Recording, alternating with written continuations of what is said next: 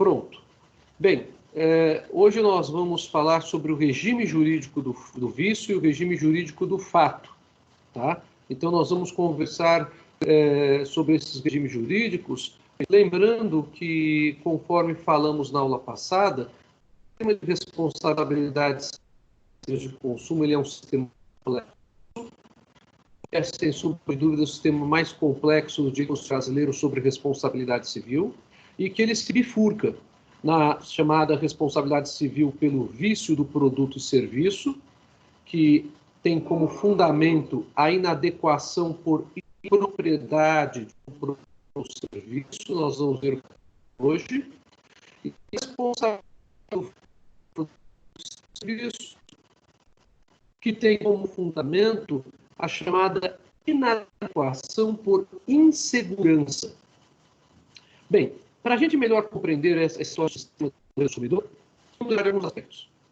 Primeiro aspecto, o regime de responsabilidade civil, que é adotado no Código, é o regime quase que unanimemente, quase que em todos os dispositivos, o da responsabilidade civil objetiva. Ou seja, tanto no caso de fato como no caso de vício, a responsabilidade do Código de Defesa do Consumidor independe da existência de culpa do fornecedor. Esse é um ponto de partida importantíssimo. Na verdade, nós só temos duas únicas exceções do Código de Defesa do Consumidor, onde se fala em responsabilidade subjetiva. Apenas lembrando, na responsabilidade subjetiva, discute-se a culpa do agente. Pode, às vezes, existir a inversão do ônus da prova da culpa do agente quando a obrigação é de resultado. Matéria essa que vocês já tiveram em direito das obrigações. Mas quando a responsabilidade é subjetiva, sempre se analisa a existência de culpa do agente. Então, há dois casos apenas de responsabilidade subjetiva em todo o Código de Defesa do Consumidor na parte civil. Um desses casos está dentro da responsabilidade pelo fato como exceção à regra da responsabilidade objetiva. O outro está no artigo 28 do Código de Defesa do Consumidor, que será a última aula que teremos nesse semestre. Bem, para trabalharmos com a ideia de responsabilidade objetiva, temos que ter em conta a ideia de que não se cogita nem se analisa culpa do fornecedor do produto ou do serviço. Então, estamos falando de uma responsabilidade civil que exige tão somente o nexo de causalidade.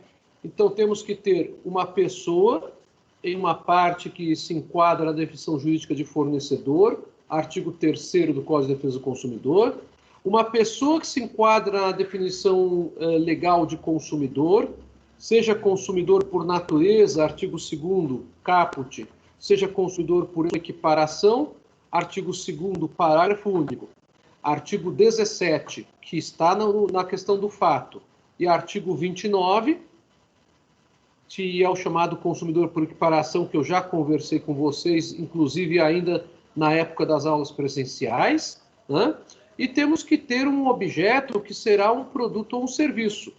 Então, o que eu tenho que ter na responsabilidade civil não é a análise da culpa do fornecedor. Eu só tenho que ter esses elementos e o nexo de causalidade. Pois bem, quando nós trabalhamos com a ideia de responsabilidade civil, temos que ter em conta um segundo ponto, o ponto que eu mencionei na última aula. Como a responsabilidade civil nas relações de consumo se bifurca, nós temos na chamada responsabilidade pelo vício do produto a chamada inadequação por impropriedade. E essa inadequação por impropriedade, como eu já conversei com vocês na semana passada, na retrasada, que semana passada foi feriado nacional, né? Essa impropriedade diz respeito à disfunção econômica. Ou seja, o produto ou o serviço não tem a função econômica que o consumidor legitimamente espera. apesar do fornecedor ter falado que tinha aquela função não está sendo cumprida, porque o produto ou serviço tem um vício. Então, a ideia da inadequação por impropriedade está relacionada ao vício intrínseco do produto ou serviço. Por que vício intrínseco do produto ou serviço? Porque ele diz respeito à função econômica desse produto ou serviço. Diferentemente ocorre na chamada responsabilidade pelo fato do produto e serviço.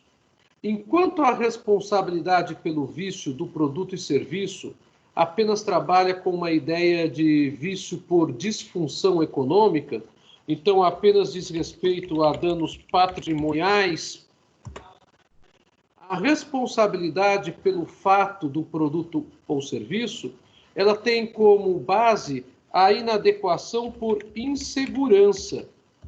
Ou seja, o produto ou serviço não apenas tem uma disfunção econômica, mas ele tem mais do que uma simples disfunção econômica. Ele acaba causando, por conta dessa disfunção econômica, por conta desse defeito, que é a expressão que está nesse campo da responsabilidade pelo fato, no Código de Defesa do Consumidor, acaba provocando danos não patrimoniais. São os chamados danos morais que vocês estudaram em Direito das Obrigações no semestre passado.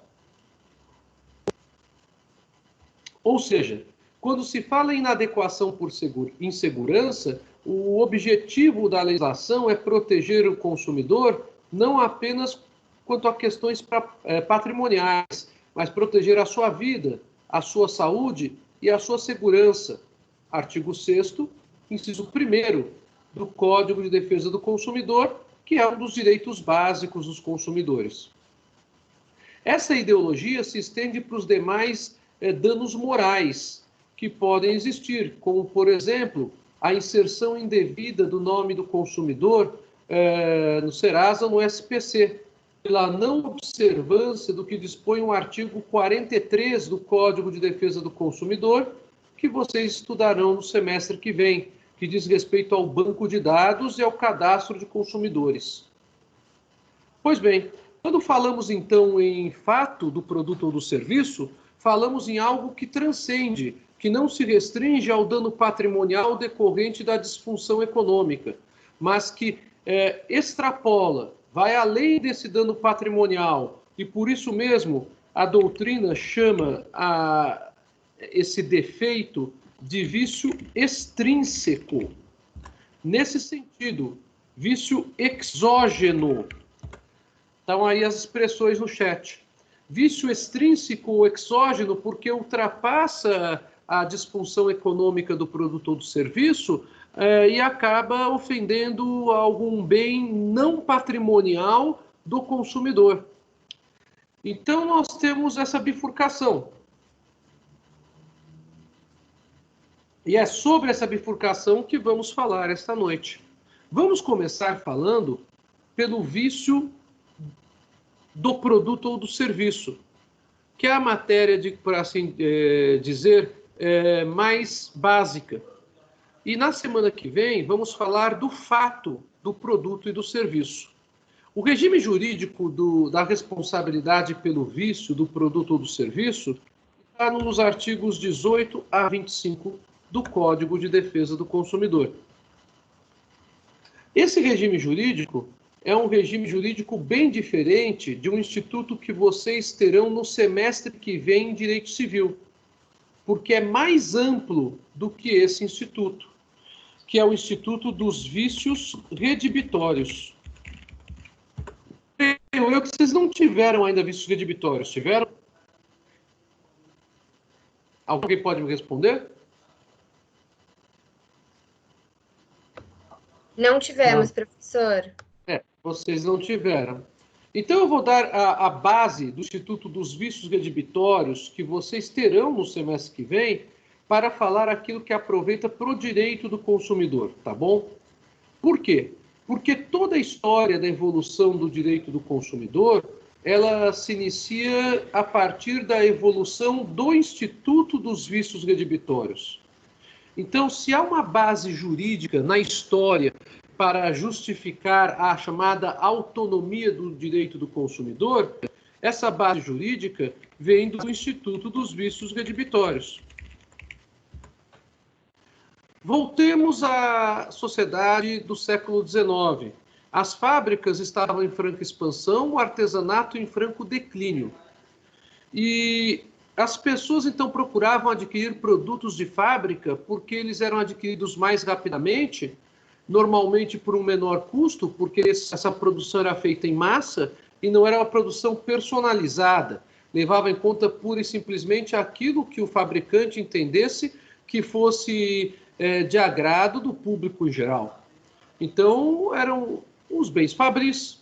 Os bens fabris também saíam com vários vícios por conta da falta de um controle de qualidade efetivo para o sistema fabril daquela época, o que é natural. Não existia ISO 9000, ISO 9001, ISO 9002. Então, qual que era o problema?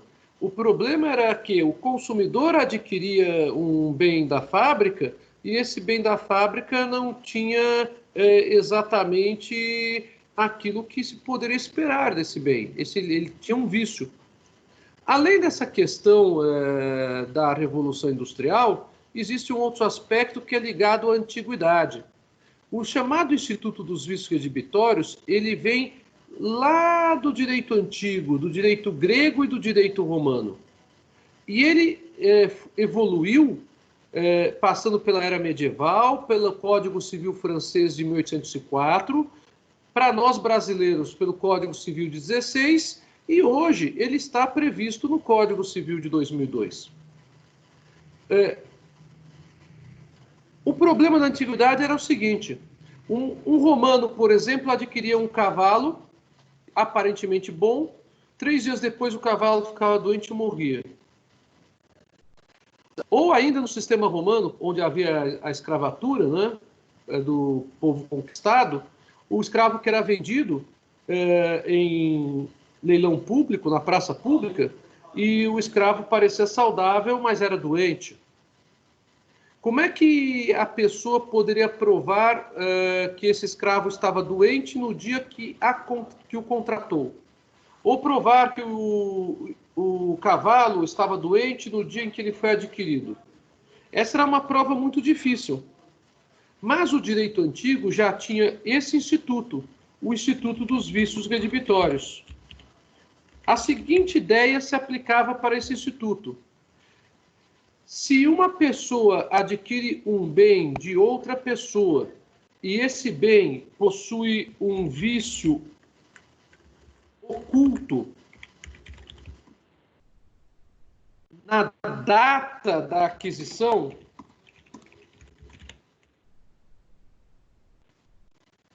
esta pessoa que adquiriu o bem poderá vir a reclamar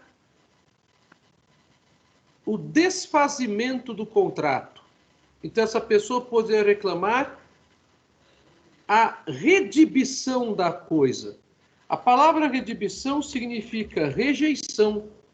Ou seja, o adquirente rejeitava a coisa que ele tinha adquirido, devolvendo-a para o vendedor e obtinha o valor que havia pago de volta.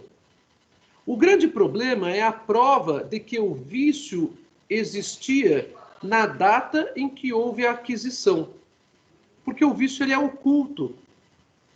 E este problema, que já existia no direito antigo, quando da aquisição de um escravo ou da aquisição de um cavalo, continuou existindo e a situação piorou ainda mais na sociedade industrial, onde a tecnologia passou a permitir, a viabilizar a produção em massa de bens, pela qualidade não tão boa dos bens da fábrica, porque ainda não tínhamos o controle de qualidade tão efetivo.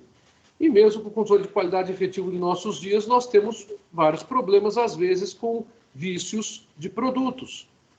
Então, o Instituto do Vício Redibitório, ele é um instituto que permite ao adquirente extinguir o contrato, devolvendo o bem que adquiriu e obtendo a restituição das importâncias pagas. Esse instituto ele tem alguns requisitos. Primeiro requisito do Código Civil. Ele apenas se aplica para contratos comutativos e para doação com encargo. Vocês verão que são contratos comutativos e o que é doação com encargo no semestre que vocês terão Teoria Geral dos Contratos. Já é o semestre que vem. Mas a ideia fundamental é que o contrato comutativo ele é um contrato que tem prestações para ambas as partes e há uma proporcionalidade entre essas prestações. Então, além de ser um negócio jurídico bilateral, como vocês aprenderam no segundo semestre, ele tem proporcionalidade entre as prestações devidas por uma pessoa e pela outra pessoa.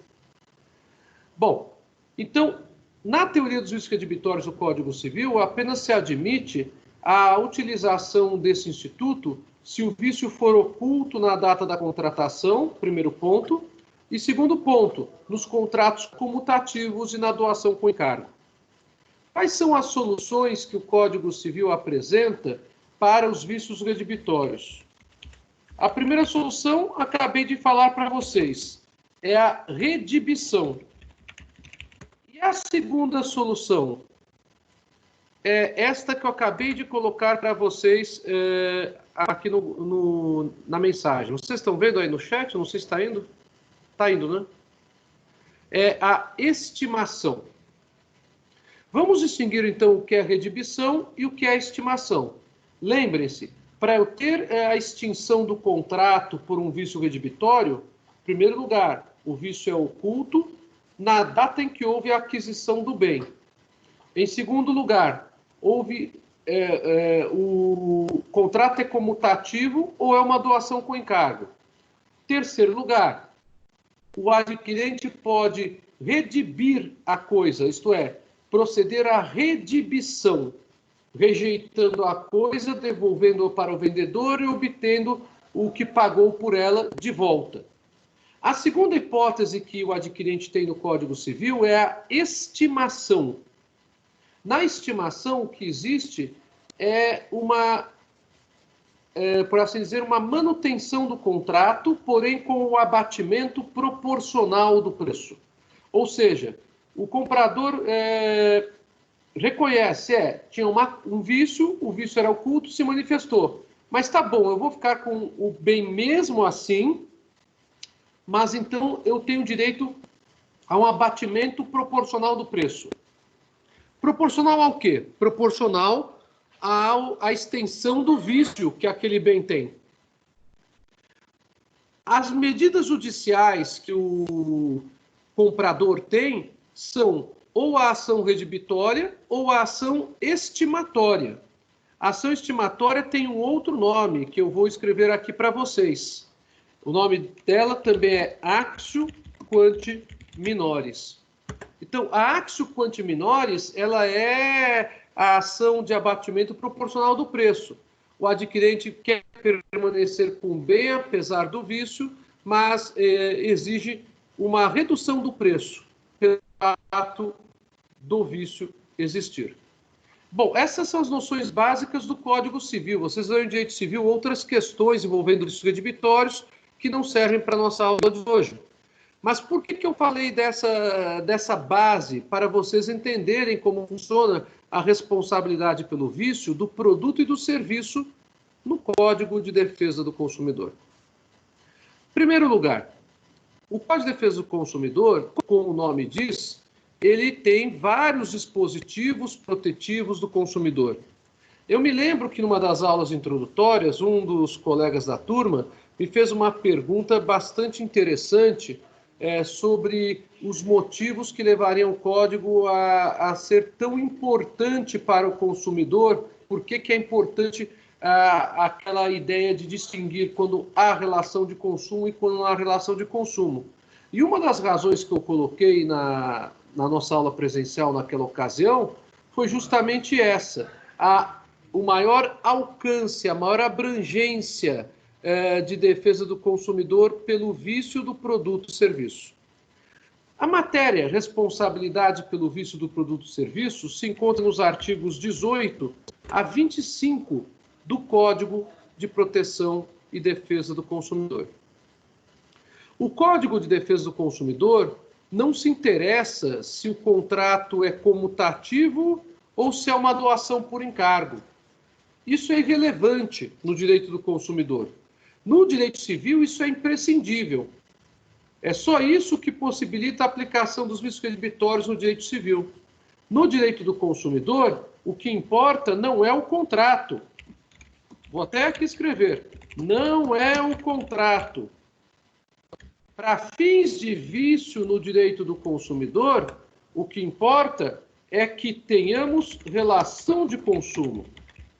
Então, o nome que se dá ao contrato pouco importa. Vejam a evolução do tema que o direito do consumidor deu e como ele se torna mais favorável ao consumidor.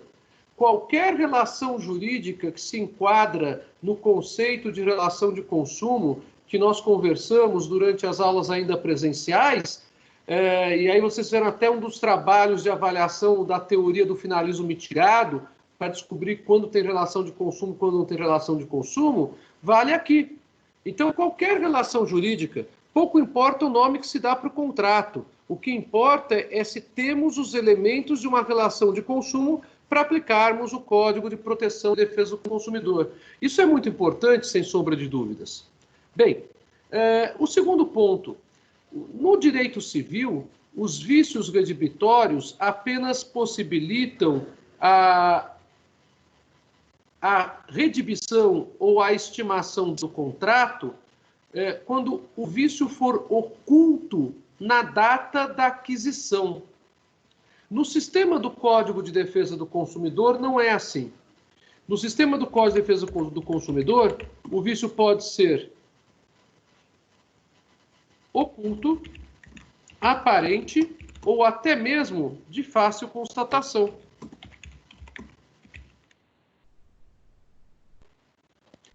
Vocês querem conferir o que eu estou falando? Vamos dar uma olhadinha no que diz o Código de Defesa do Consumidor. Eu vou compartilhar aqui a página. Primeiro eu tenho que apagar aqui, olha. Essa página que estão vendo é a página do meu canal de YouTube, onde tem uma série de aulas, inclusive as de vocês, aulas de direito das obrigações, direito internacional privado, direito do consumidor e direitos reais, que são as matérias que estou dando esse semestre, tá? Eu resolvi abrir uma página de YouTube, como já falei para vocês, que é esta aqui, Roberto Senzi Lisboa, vocês encontram as aulas gravadas. Mas é que, na verdade, eu queria mostrar para vocês esta página. Vocês conseguem ver esta página ou vocês continuam vendo a página do YouTube?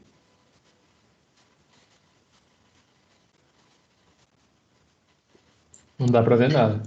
Não dá para ver nada, né? Então, vou parar de compartilhar e vou compartilhar de novo a página do YouTube. Vamos ver se consigo compartilhar a página do YouTube.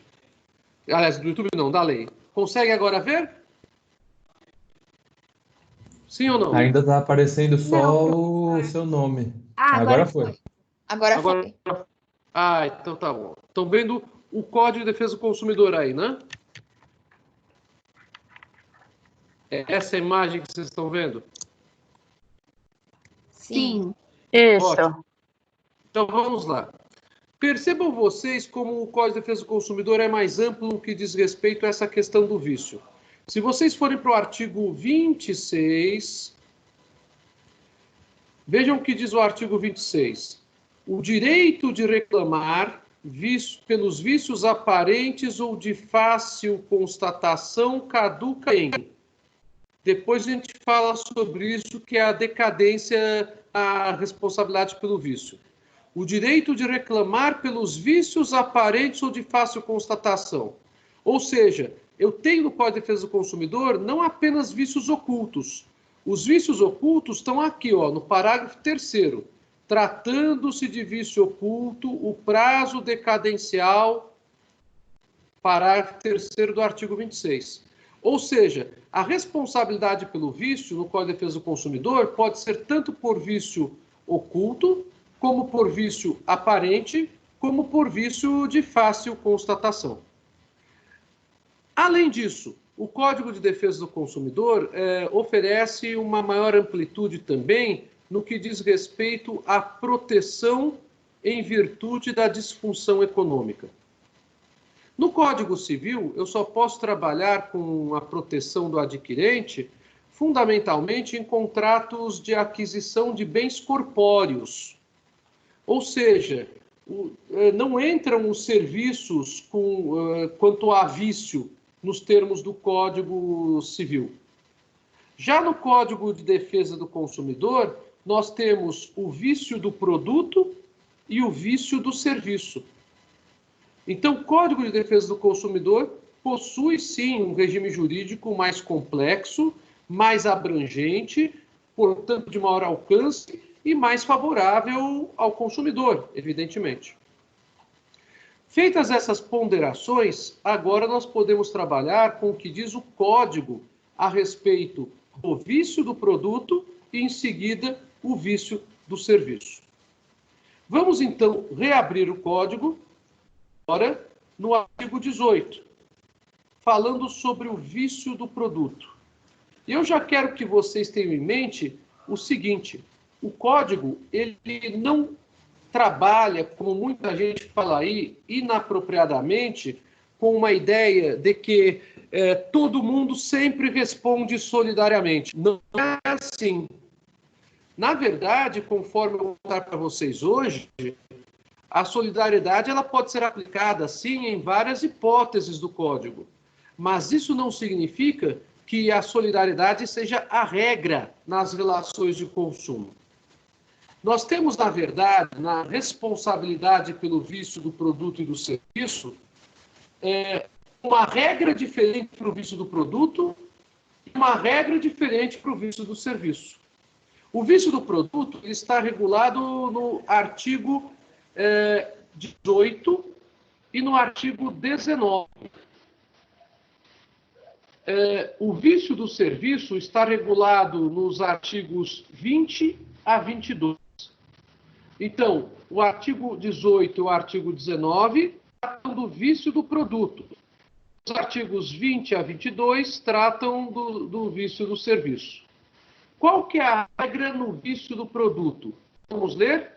Artigo 18, caput. Os fornecedores de produtos de consumo duráveis ou não duráveis respondem solidariamente. Aqui temos a solidariedade como regra. Pelos vícios de qualidade ou quantidade que os próprios ou inadequados ao consumo a que se destinam, ou lhes diminuam o valor. Só aqui nós já temos uma revolução diante do direito civil. Por que uma revolução diante do direito civil? Em primeiro lugar, no direito civil, o vício redibitório ele ocorre como vício de qualidade. E a responsabilidade não é, em princípio, solidária. No vício do produto do Código de Proteção de Defesa do Consumidor, a ideia é outra. Eu posso ter o vício do produto tanto por qualidade como por quantidade. E mais, o Código de Defesa do Consumidor coloca no artigo 18, na segunda parte do caput do artigo 18, o seguinte: que também responderão solidariamente os fornecedores de produtos de consumo duráveis ou não duráveis, assim como por aqueles vícios decorrentes da disparidade com as indicações constantes do recipiente, da embalagem, rotulagem ou mensagem publicitária, respeitadas as variações decorrentes de sua natureza. Então, percebam que o Código de Defesa do Consumidor, ele já dava um plus falando em vício de quantidade. E agora aumenta ainda mais a proteção. Os vícios do produto no Código de Defesa do Consumidor podem ser vícios de qualidade, de quantidade ou de informação. Essa ideia do vício de informação é uma revolução no sistema jurídico brasileiro. E ela decorre justamente do fato de estarmos numa sociedade pós-industrial onde a informação tem um valor econômico tremendo para fins de circulação de produtos e de serviços na esfera privada e tem um valor econômico tremendo que atinge economias governamentais e mundiais. A informação ela é essencial hoje no trato das relações jurídicas e o Código, ao estabelecer um vício de informação no artigo 18, acompanha esta evolução já na década de 90, o que demonstra como ele deve ser elogiado por conta disso. Então, nós podemos ter o vício do produto não apenas por vício de qualidade, mas também por vício de quantidade e por vício de informação. Qual que é a regra do vício do produto? É a responsabilidade objetiva e solidária. Pois não? Então, eu fiquei na dúvida, eu acho que essa matéria é um pouco mais à frente, mais relacionada a propagandas e tal, mas eu queria saber como é que eu me posiciono levando em conta o Código do Consumidor sobre aquele tipo de oferta que fala, em 12 vezes de tanto, ou tanto à vista sem juros. Só que na verdade o com juros na verdade na verdade não existe esse sem juros, né? Eu falo 12 vezes, na verdade, 12 vezes sem juros ou à vista. Só que na verdade os juros estão incluídos nas parcelas. Como é que isso não seria uma propaganda enganosa? Esse é o ponto que você está colocando, que é um ponto bastante polêmico em direito do consumidor, né? Uma coisa é certa, se eu tenho uma oferta cuja informação não é observada no contrato, existe uma solução para isso no Código de Defesa do Consumidor que é decorrente desse vício de informação. Tanto que diz o Código, se o vício for do produto, como diz o Código quanto ao descumprimento da oferta. Quanto ao vício do produto em si, é o que nós estamos estudando hoje. Quanto ao vício da oferta, isto é, a oferta não corresponde à realidade que foi divulgada, a solução está em um outro artigo do Código, que é o artigo 35 do Código de Defesa do Consumidor. Mas apenas para frisar sobre a sua pergunta específica, é muito complicado do ponto de vista de atividade profissional, isso eu posso dizer para vocês pela prática que eu tive nessa atividade, você conseguir demonstrar que há juros embutidos e quantos seriam esses juros nesse tipo de oferta. Então, por conta disso, até mesmo porque a jurisprudência não tem um histórico muito favorável ao consumidor nesse tipo de questão específica, só se considerará realmente que haveria um vício de informação da oferta em si, se houver uma demonstração cabal dessa divergência, entende? É um pouco diferente da situação que a gente está colocando hoje, onde estou falando sobre o vício da função econômica do produto, não quanto ao vício da oferta, quanto ao valor do preço, se esse corresponderia ao produto ou se realmente haveria juros remuneratórios em cima do preço, tá? Então é um pouquinho diferente só do que eu estou falando aqui. Mas a solução para essa questão de desconformidade de oferta se encontra no artigo 35. Só que nesse caso concreto que você está me falando, é realmente bastante complicado se demonstrar. Não fica tão complicado se demonstrar se há uma diferença de preços mesmo, quando o preço é à vista e o preço em parcelas está diferenciado, porque aí é óbvio que eu tenho os juros, né? Tá, e a minha outra pergunta era quando eu estou falando da função econômica, Então, um vício de informação poderia ser relacionado somente à oferta? Porque a função econômica, ou não? Não. O vício de informação da oferta diz respeito ao conteúdo da mensagem publicitária ou ao conteúdo desse meio de comunicação que é utilizado para captar o consumidor. Aí a solução está no 30 ao 38 do Código de Defesa do Consumidor, que vocês verão logo no início do semestre que vem. O vício de informação que eu estou falando agora diz respeito à desconformidade quanto ao que o rótulo ou embalagem do produto diz e quanto ao conteúdo do produto. Dá uma olhadinha aqui, vamos voltar aqui para o 18 caput, para ficar um pouquinho mais claro. Olha, assim como, na segunda parte dos 8 caput, por aqueles decorrentes da disparidade com as indicações constantes do recipiente, da embalagem, rotulagem, aí vem a mensagem publicitária. Mas quando entra a mensagem publicitária, você vai para a solução do 35. Tá? Aí vocês vão entender um pouquinho melhor isso no início do semestre que vem. Agora, a simples desconformidade da informação do rótulo com o produto já é vício de informação. Então, eu não tenho vício de informação apenas na oferta ou na mensagem publicitária. Tá bom? Tá bom, muito obrigado, professor. Nada. Perceba ainda uma outra coisa, que é bastante importante essa matéria, nessa parte sobre vício de informação, e aí voltando ao tema. Respeitadas as variações decorrentes de sua natureza. Então, eu tenho ainda mais uma observação aqui, que variações às vezes podem existir, porém, tem que ser variações extremamente razoáveis, tá? Essa disparidade de informação, ela pode ser quanto à qualidade, que é o caso aqui.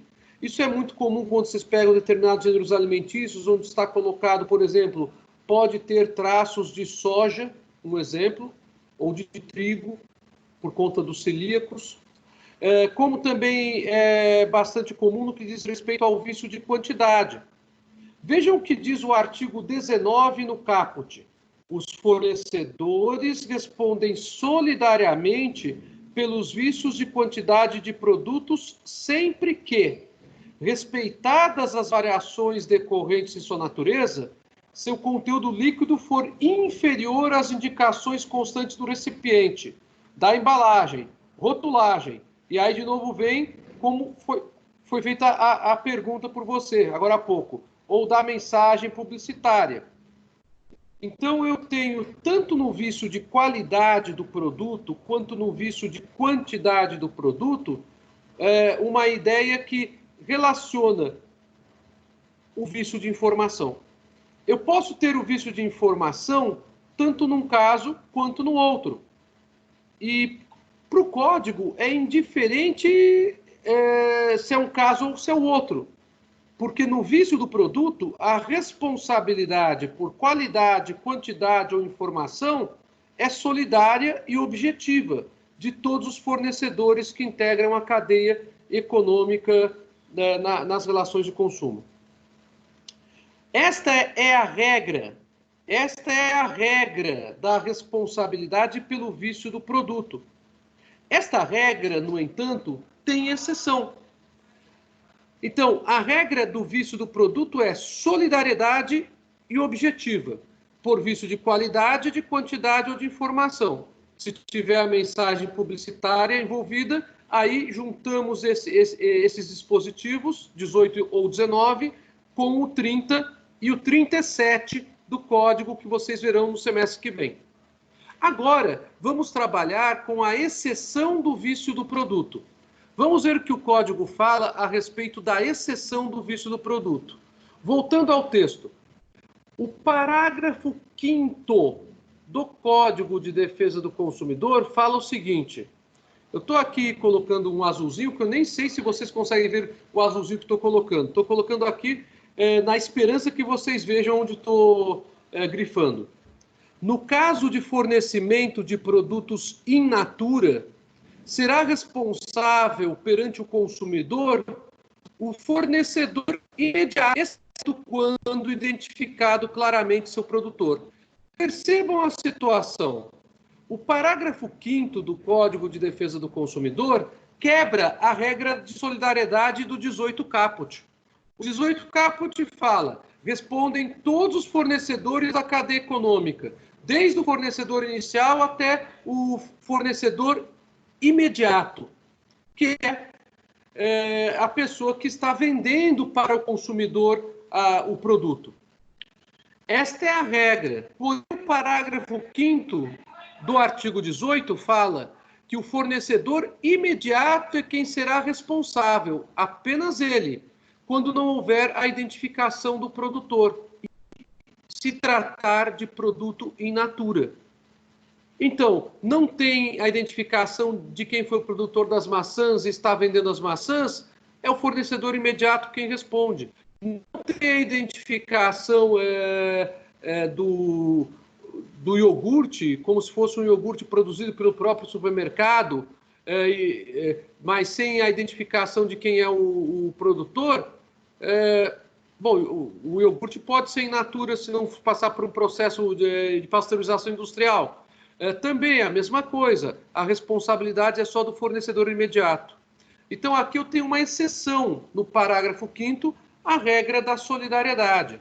Claro, se o produtor também for identificado, ambos responderão. Mas, Senise, por que tem essa exceção?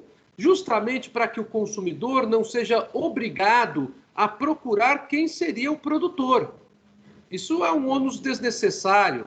E esse tipo de exceção à regra impede qualquer alegação do fornecedor imediato: a responsabilidade não é minha, é do produtor. Não é, porque o Código de Defesa do Consumidor fala que a responsabilidade é dele, fornecedor imediato, e ponto final. Então, no regime do vício do produto, sendo vício por qualidade, nós temos a regra solidariedade e responsabilidade objetiva. E temos também a exceção com relação ao fornecedor imediato, quando o produtor não é identificado. Pois bem, continuando o Código de Defesa do Consumidor, se nós formos para o vício do serviço, vejam como muda toda a estrutura. Eu falei para vocês que no vício do produto, nós temos a responsabilidade dos fornecedores solidariamente por vícios de qualidade e quantidade e também por vícios de informação. Artigo 18 caput. Vamos para o vício de quantidade. Artigo 19, responsabilidade pelos vícios de quantidade de produto e também por vício de informação da quantidade. Agora chegamos no 20. O 20 fala o seguinte: o fornecedor de serviços responde pelos vícios de qualidade que os tornem próprios ao consumo ou lhes diminuam o valor, assim como por aqueles decorrentes da disparidade com as indicações constantes da oferta ou mensagem publicitária, podendo o consumidor exigir alternativamente a sua escolha. Então vamos, de novo, para o seguinte detalhe. Em primeiro lugar, no vício do serviço, a regra não é a solidariedade. Vocês perceberam? A regra é: o prestador do serviço responde. Ponto. Aí podemos vir com outras equações. Ah, mas e se o serviço foi terceirizado? Já vou falar sobre isso, me dê um instante. Ah, mas e se eu tenho, na verdade, um contrato coligado de uma empresa com outra empresa, mas o consumidor não sabe disso? O consumidor não sabe disso, ele vai atrás do prestador de serviço com que ele contratou. A responsabilidade é do prestador de serviço, pelo vício de qualidade e pelo vício de informação. E o vício de informação, percebam vocês, está estruturado no artigo 20 e também no 21, da mesma forma que o vício do produto, quando houver disparidade. A única diferença é que no vício de informação do serviço, há uma restrição do serviço quanto à oferta ou mensagem publicitária, o que faz todo sentido, porque o serviço ele não vem embalado, né, com uma embalagem ou com rótulo. O serviço é a atividade pessoal que é fornecida, seja pela pessoa física fornecedora, seja pela pessoa jurídica fornecedora. Então, O vício do serviço, ele é vício de qualidade ou é vício de informação. A responsabilidade, em regra, não é solidária, é do prestador de serviço. Esse vício do serviço, ele se estende para uma outra categoria, que eu vou voltar aqui de novo. Está aqui no artigo 22. Os órgãos públicos, por si ou suas empresas, concessionárias, permissionárias ou sob qualquer outra forma de empreendimento, são obrigados a fornecer serviços adequados, eficientes, seguros e, quanto aos essenciais, contínuos. Eu vou falar sobre essa questão dos órgãos públicos na semana que vem. Mas percebam vocês como o código funciona. O prestador de serviços públicos, e aí pouco importa se é administração pública direta ou indireta, se ele se enquadra na definição legal de fornecedor, então companhias de telefonia se enquadram, companhias de energia elétrica, companhias de fornecimento de gás, companhias de transporte coletivo, trem, ônibus ou metrô, todas essas empresas se enquadram. Então, aqui se aplica o Código de Defesa do Consumidor e a responsabilidade deles também é objetiva. E aí será tanto pela qualidade do serviço como pela informação prestada, conjugando-se, então, os artigos 20, 21 e 22 também para essas entidades. Bom, Senise, tudo bem. Então você está dizendo que o vício do produto tem como regra a responsabilidade solidária e objetiva, e como exceção a responsabilidade do fornecedor imediato do produto in natura quando o produtor não for identificado. E agora você falou que o vício do serviço tem como regra a responsabilidade individual do prestador de serviço, inclusive do prestador de serviço público. O que quer dizer que a concessionária responde e o Estado não, por exemplo. Se é uma empresa de ônibus, a empresa de ônibus responde e a SP Trans não, por exemplo. Mas existe a possibilidade de haver responsabilidade solidária do fornecedor de serviços? A resposta é afirmativa. Só que a solidariedade aqui, então, não é a regra. Vamos ver o que diz o artigo 25, parágrafo 1º do Código de Defesa do Consumidor. Ele diz o seguinte: havendo mais de um responsável pela causação do evento, todos responderão solidariamente pela reparação prevista nesta seção, que é a própria seção que estamos analisando hoje, da responsabilidade pelo vício, e nas sessões anteriores, que são as sessões de responsabilidade pelo fato, que vamos trabalhar ainda, e as sessões de direitos básicos e política nacional nas relações de consumo. Ou seja, a ideologia do Código de Defesa do Consumidor, ela é mais complexa do que muitas pessoas afirmam, como vocês podem perceber. Eu não tenho a regra da solidariedade em todas as hipóteses. Eu terei que analisar o caso. Então, se o caso é de função econômica do produto ou do serviço, gerando um prejuízo patrimonial apenas para o consumidor, aí vou me valer ou do regime jurídico do vício do produto ou do regime jurídico do vício do serviço. Para terminar o nosso encontro de hoje, que chegamos no horário que normalmente temos o acordo para terminar. Muito embora, eu me lembro que há 15 dias atrás a gente terminou bem mais tarde, né? Eu até pedi desculpas para vocês naquela oportunidade.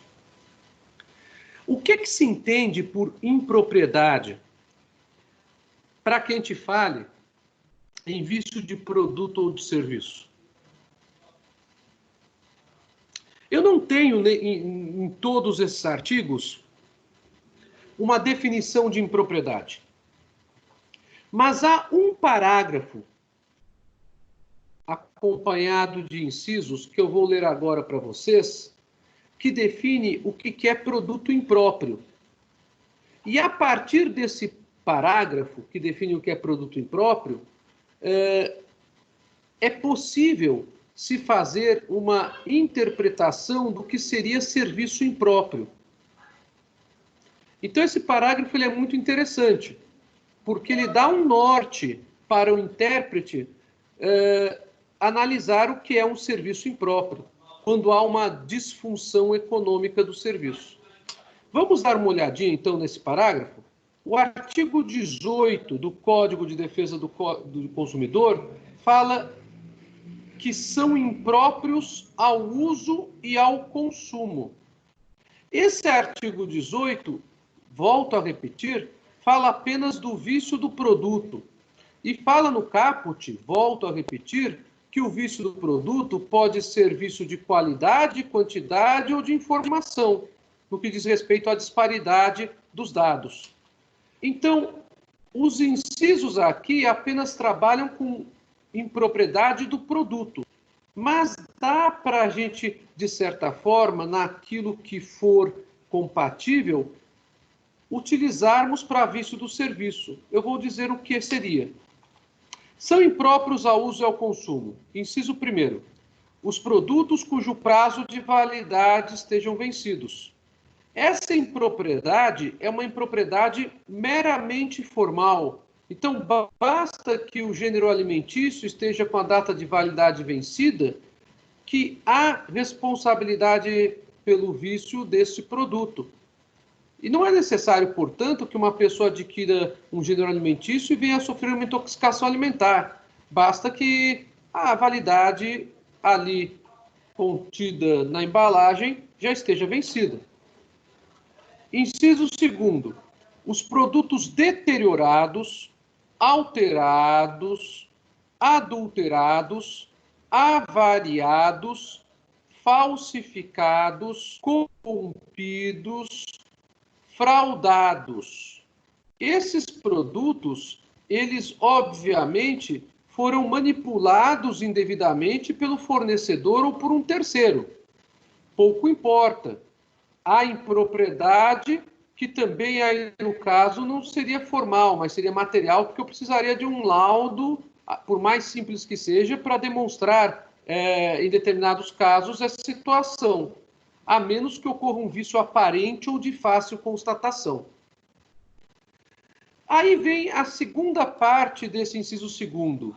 Nocivos à vida ou à saúde, perigosos, ou ainda aqueles em desacordo com as normas regulamentares de fabricação, distribuição ou apresentação. Bom, o que é nocivo à vida ou à saúde, ou é perigoso, não precisa ainda ter causado um dano à vida, à saúde ou segurança do consumidor. A simples nocividade, fora das normas regulamentares, ou a simples nocividade sem a advertência compatível para o consumidor, faz com que haja um risco e faz com que exista o vício por impropriedade do produto. Então, aí nós temos a inadequação por impropriedade, sim, pelo simples fato de não haver a advertência da nocividade à vida ou à saúde. Ou ainda porque não se observam aquelas normas regulamentares da Anvisa, por exemplo, ou ainda, em alguns casos, dependendo do setor, da ABQuímica, a Associação Brasileira de Normas Químicas, a ABNQ, e assim por diante. A ABNT, as normas técnicas em geral, e assim por diante. O terceiro inciso fala que também são impróprios ao uso e consumo os produtos que, por qualquer motivo, se revelem inadequados ao fim a que se destinam. Então, aí temos a regra áurea da inadequação por impropriedade, que é justamente o fundamento de toda a teoria do vício no Código de Defesa do Consumidor. Se por qualquer razão há uma inadequação ao fim a que o produto se destina, isto é, a função econômica do produto, cabe também a responsabilidade pelo vício. Vamos ver o que o Código de Defesa do Consumidor fala a respeito da impropriedade para uso e consumo por vício do serviço. A referência é muito pequena, mas ela é bastante similar a desse inciso 3º que eu acabei de falar para vocês. Ela está no artigo 20, no parágrafo 2º. São impróprios os serviços que se mostrem inadequados para os fins que razoavelmente deles se esperam, bem como aqueles que não atendem às normas regulamentares de prestabilidade. Percebam vocês que aqui nós temos quase que uma reprodução do artigo 18, parágrafo 6º, inciso 3º, a regra áurea da inadequação por impropriedade.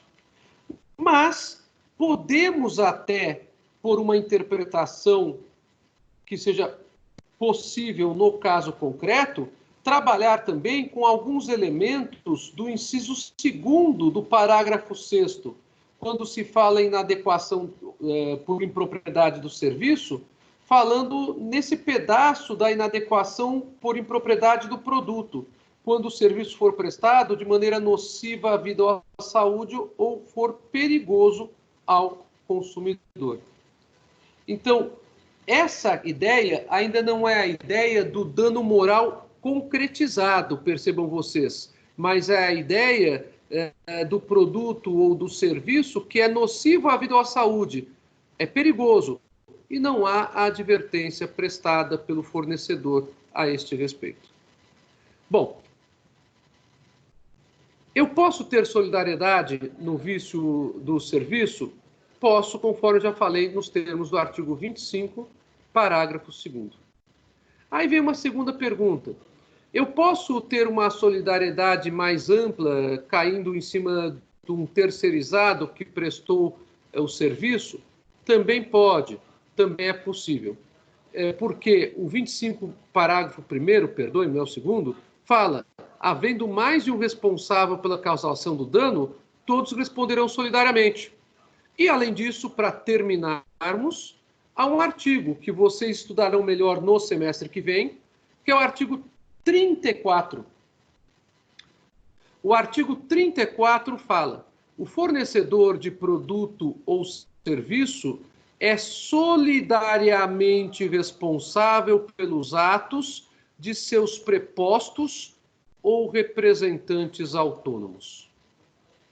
Então, esse artigo 34 também pode ser utilizado aqui pela questão do vício.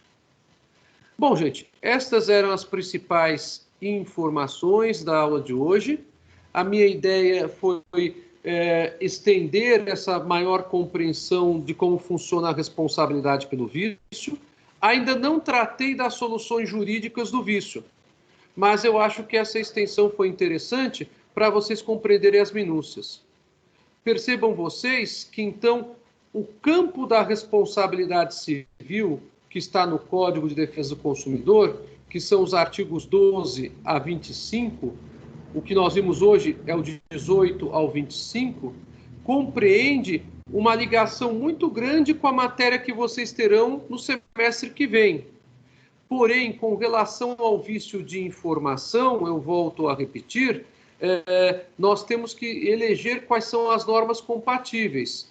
E aí, no campo da mensagem publicitária e da oferta, conforme eu já falei para o colega, foi o Caio que fez a pergunta? Quem fez a pergunta? Eu já não me recordo mais. Não está aparecendo quem foi. Antônio. O Antônio, foi o Antônio. Oi, Antônio. Tudo bem? É que eu não lembrava quem que tinha feito a pergunta. Essa ligação, ela se dá dentro de determinados primados. Então, por exemplo, quando trabalho com mensagem publicitária e oferta, eu tenho as soluções que a gente vai ver na semana que vem para o 18? Tenho. Para o 20? Tenho. Mas eu tenho essas soluções acopladas com o 35, que vocês vão estudar no semestre que vem. Quando eu tenho apenas a informação do produto em si ou do serviço em si, aí eu tenho as soluções diretas do 18 e do 20, tá? Mas isso vai ficando um pouquinho mais claro com o decorrer do tempo. Eu não sei se valeu para vocês, pessoal. Eu procurei justamente fazer essas distinções iniciais, e aí na aula que vem nós terminamos a responsabilidade pelo vício, do produto e do serviço, e já entraremos na decadência, os prazos decadenciais para se reclamar pelo vício de um produto e serviço. Tudo bem? Tudo bem, professor. Vocês querem fazer alguma pergunta ou deu para entender a lógica do sistema? É um sistema mais complexo mesmo, né? Então tá ótimo, pessoal. Olha, eu quero agradecer muito a vocês, o prestígio de vocês estarem aqui até esta hora. Estamos com 21 pessoas. Agradeço o interesse de vocês e estou às ordens. Qualquer pergunta que vocês tenham, vocês podem me dirigir diretamente através do meu WhatsApp ou através do e-mail que vocês já têm e também através da representante de classe, sem problema nenhum. Tá bom? Eu agradeço muito a todos, desejo um excelente final de semana e voltamos a nos ver então sexta-feira que vem. Boa noite. Boa noite, professor. Boa noite.